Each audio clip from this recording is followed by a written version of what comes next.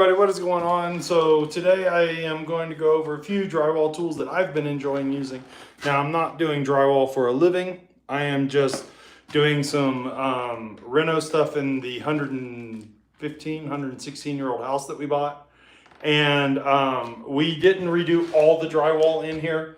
In fact, you can see that this is still exposed plaster. I have a specific project coming up with that.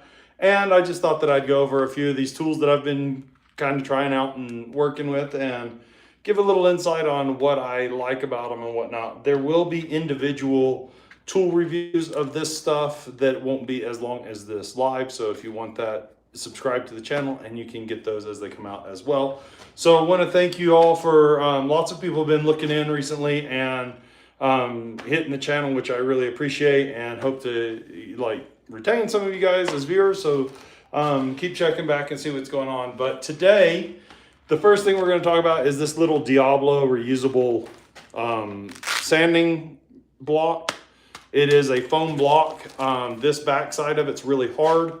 So it's, well, not really hard, I should say, but it's stiff.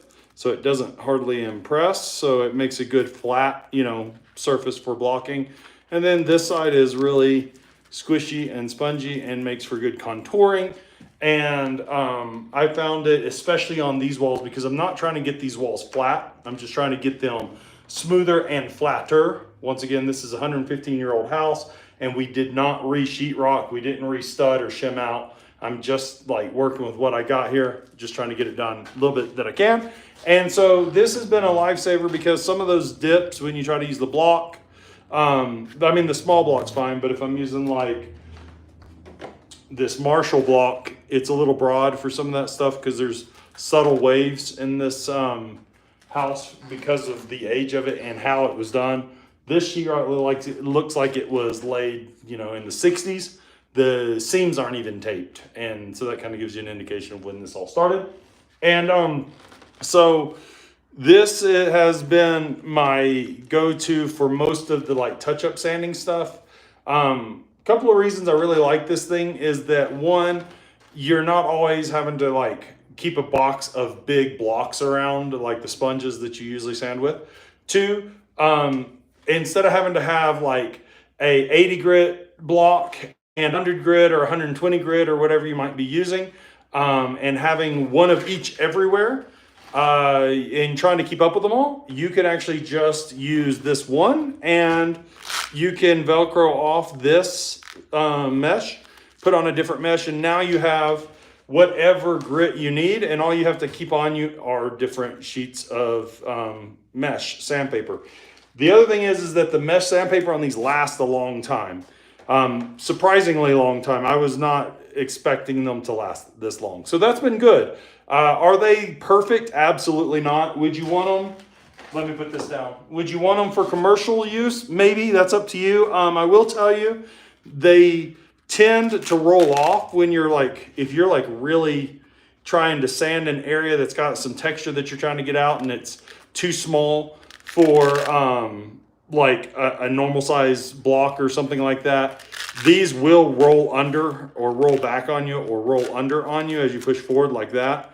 So you do have to keep that in mind. So they're not perfect by any means. Also, another thing is that, if you get in the corners at all, if, when you're doing your different muds, especially on old renos like this, where things might not be as square or straight as you'd like them to be, it can be that you come in contact with something that kind of starts to try to peel back the hook of the Velcro and separate it from the pad. And that's happened the pad is separating from the other pad on the block. So there are those things to keep in mind. The block with assorted variety of sandpaper, I want to say it's a couple of sheets of 80, couple of sheets of 120, and then 220, something like that.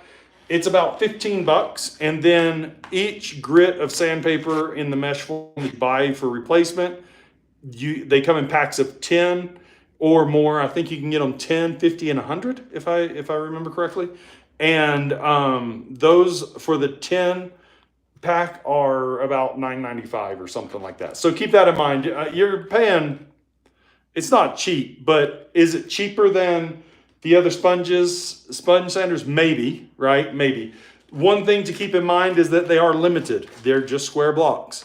So in corners, I do find that the Diablo or whatever brand, what's it called? Sponges with the slope on them for getting into corners and stuff tend not to tear as easily, potentially. So keep that in mind. And that can help you. Sorry, I got some comments here. So these are pretty handy, to be honest. I really do like this. This is pretty solid on the backside. For my uses in like this DIY, or if you're a handyman and do reno stuff, this would probably be pretty good. If you're running a whole crew, I don't know. They might be, people tend to lose crap and whatnot, so it might not be worth it to you. The sanding sponges that already have the adhesive or the, sanding grid adhered to them when you buy them are probably still cheaper, and especially if you're buying them in bulk, probably not worth it to you. Just FYI for large commercial guys. So there's that. This is the Diablo reusable sanding block with mesh sandpaper. So hopefully that gives you an idea of what's going on with that. Now, another thing that I've been using recently, and I bought it for this job because I had bought a bunch of block sanders and things from like Home Depot and different things, and I wasn't satisfied with them. I went to a drywall supply shop here in town, and they had this Marshall. I do have it. It is YouTube Live, so there is a. It's reversed. It's mirrored, but these are Marshalltown hand blocks, and this one is, I want to say 6 inches, if I'm not mistaken. I have the mesh on there. You can actually buy some sandpapers, the paper style. I really like this sander because it has a nice design in the clamping method. And I know Marshalltown's not the only ones that make these, but it has that V-notch in it right there. And then it has a nice metal lever here. And when you put these up in there, you can get them nice and tight, which the snap ones like Home Depot from 3M and stuff sell tend not to be easy to do that with. You can really press them in there and then screw it down, and it is solid. So when you're sanding, the paper moves very little. You're not wasting that effort and that energy trying to, sand and the paper dragging on you. It stays pretty well attached and stable with the block. It does have a little bit of padding in there, so it absorbs a little bit of those inconsistencies in drywall work and stuff, which is really good.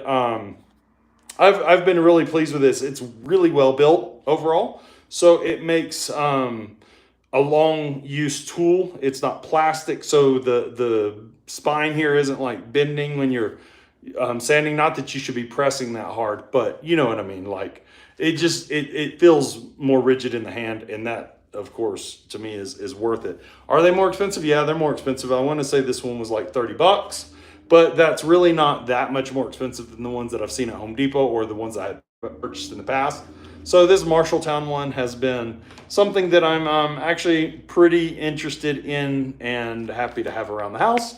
So there's that. Now, another tool that I've been using around, not all the time, but like my drywall sander that I'll go over here in a minute, it has dust collection systems, but I've had to do some sealing work and things, and I'm using orbital sanders for certain areas. They don't have dust collection on them because of the style that they are, so I have been using the Air Shield Pro. Now this is, I think, not the current most model, but the model before. And it is super, super handy. I really like this thing. So once again, this is the Air Shield Pro. This is that hood that has air in it. So when you have it on, you turn on the button here, and it blows air out right here. And it keeps me from getting dirt and crap and dust in my eyes. And it keeps me from fogging up the shield because I sweat really bad. It does a little bit for dust collection or dust, But when you're dealing with sheetrock dust and stuff like that, it's not really rated for, well, I don't know. It might be rated for sheetrock. You'd have to look that up, to be honest. I'm not going to say yes or no.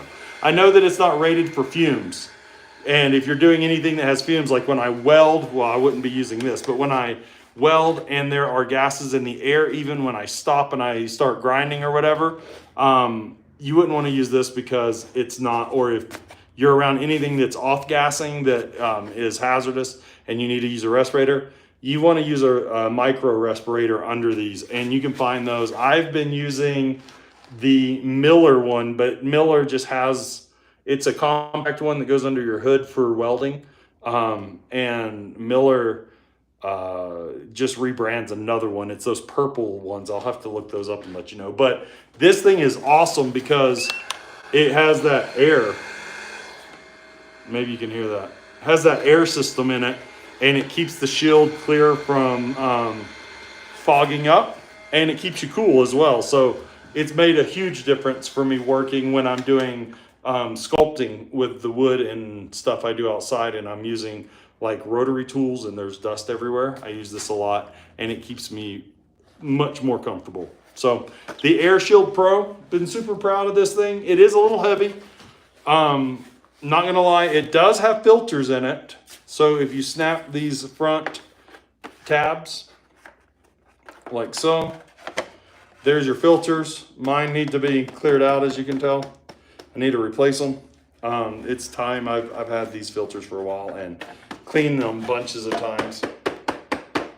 But yeah, but all of that would have been getting sucked in, and it stops it, and it's very handy. I like this thing a lot. Now, a couple of things I don't like about it are that the filters are a little bit hard to get into their places in the hood.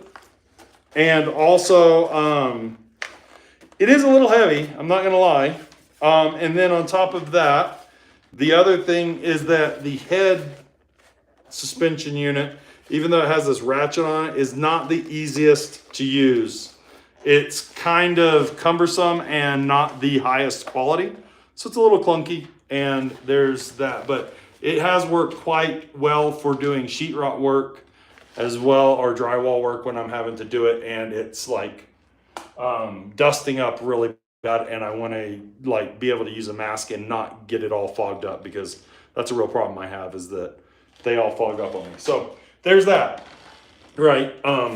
And it's been, now this is not cheap, so wouldn't recommend buying this just for like DIY drywall unless you've got a ton of it to do. I use this for, like I said, furniture building, sculpting, and a bunch of other things, and it's been worth it. But I want to say they're like $490 or something. So keep that in mind. The last thing I'm going to go over is this. Now, this is a Harbor Freight tool, and like most people, you know, I was skeptical at first, and Harbor Freight has made some okay stuff that I've used in the past. Harbor Freight makes a bunch of crap that I won't buy again, right? I mean, that's just how it is. And if you've been around long enough, you know that. Now, I will say that this has been fairly impressive, to be honest. This is their 9-inch sheetrock or drywall sander. I think they call it a wall sander or something like that, which of course it does do that. It does have dust collection in it. And I have a video that will be coming out on my shorts that shows me using it, and then without like cleaning the wall at all, wiping my hand.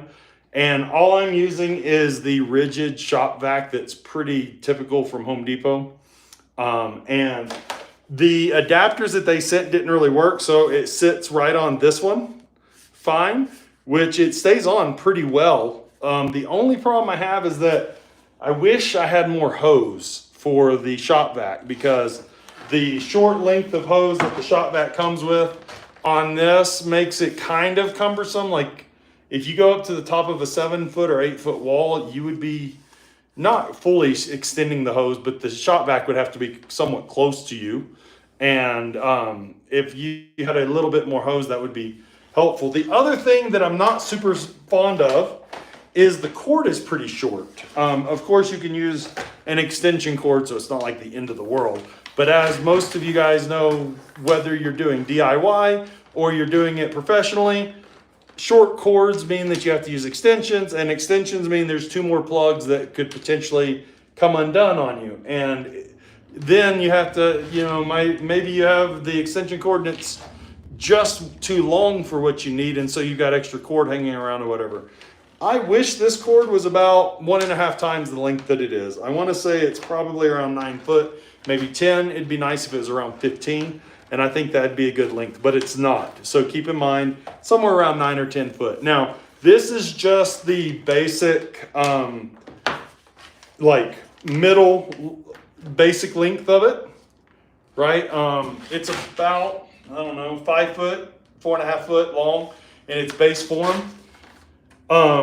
And it does break down for easy travel, folds in half, so you can get it in your truck or whatever, which is handy.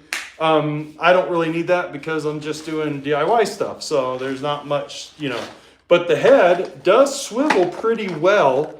I have had very few circumstances where when I'm sanding and moving, the head comes off the wall. So that means that it has a pretty good range of motion to it. And these are actually the 9-inch Bauer sandpapers. And I've actually been pretty impressed with how long they've lasted. I mean, mud is not super aggressive on sandpaper as a general rule. So you don't expect them to fall apart real quick. But there is a difference between good quality and bad quality sandpapers, and definitely the Bauer has impressed me because that is the Harbor Freight Bauer sandpaper. So I will say that it's been impressive. This does come with an extension, which would add another maybe 2 foot to it. So you're gonna have about a 7 foot long unit. The head is kind of heavy. So you put it on that you give it a full 7 foot. There's a lot of leverage out there. So as long as you keep it on the wall or the ceiling, it's going to work okay. Which, I mean, that's the point, right? You're not going to be just walking around with it hanging out, or you usually won't, at least. So overall, it's pretty good. It does have speed adjustment on it. So on this that I was doing, since the wall is not flat, I didn't want to go through and I was afraid how to put this. I was afraid that the contours, this wouldn't adjust to very well or do very well with, but it did. And it not only followed the wall pretty well by the the movement of the head, but also it stayed sealed enough that it sucked almost all that dust right into the shop vac. And I really didn't have any ambient dust to speak of that was significant. I mean, clearly you still want to use your respirators and stuff around this stuff. That's whether you're commercial or DIY. This stuff is bad for you. It's a lot of just microparticles that will tear your lungs up. So don't be dumb and go around just huffing this stuff in and think it's okay. But what I could do is, if I had areas that I didn't want to burn through or whatever, I had 120 grit on and turn the speed to medium. And with that, I could control how aggressive this was on the wall. So of course you could put 220 on here and turn it down, or 80 grit or 100 grit on here and turn it up in speed or whatever to make those adjustments as well, or leave it at 120 and turn it up higher as well. And you can adjust how much material it's taking with each pass. And you'll just have to play with that. But the speed adjustments are pretty good. They're not really weird where 3 do almost the same thing and then the last 4 do something wild and crazy. They're pretty incrementally, designed so that they work in increments that make sense. And it does have good hand grips. Now, these are kind of rubbery, but they're not as rubbery as you might think. It's not super comfortable to hold, but it's not the worst thing in the world. I have fairly large hands, so that's going to make a difference for people as well. If you don't have large hands, then it might be a little bit more cumbersome for you. Weight-wise, I don't remember what the weight of this thing is, but you can finagle it around with one hand okay, and it's not terrible. Other than that, there's not much to say. The trigger is just a push up and it locks, and then a pull down. So it's pretty simple. It's hard to, I have hit it a couple times with my thumb when I was like swapping from this orientation to that orientation, for instance, and I've hit it and it's come off.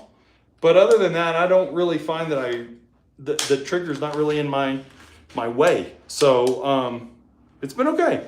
And I have been satisfied with it. Now, keep in mind, I've never used like a higher end one. I've never used like the Makita or the Bosch or whatever 9-inch, drywall sanders. I can't tell you what their quality of unit is in comparison, but I will tell you that this is a Bauer. It's fair, but it's not great. The plastics are a little harder than I would like. It feels like they might, get broken with time and in a relatively short time, I guess I should say, if you're using it commercially. But for home use, if you're doing a big reno, it's not too bad. This is actually a metal latch. So the latch actually is well built for breaking it apart. And the hose does fit. The connector for the shop vac hoses for dust collection do actually fit very well and hold on very well. So overall, I'd probably give it like a 7 out of 10 if I'm gonna, give it any kind of stars or anything like that. And say that for the $180 it was worth it. There are some others online, like Vivor has one, and some others on Amazon and whatnot that are cheaper. Can't speak to the quality. I'm assuming you're going to get something relatively similar to this. But one thing is, if you have a Harbor Freight near you, then it makes it worth using this one, because if something happens to it, easy to return it and get it swapped out or get your money back. And so there's that. And of course, if you're a Harbor Freight member, which I'm not promoting by any means, this is not sponsored by them.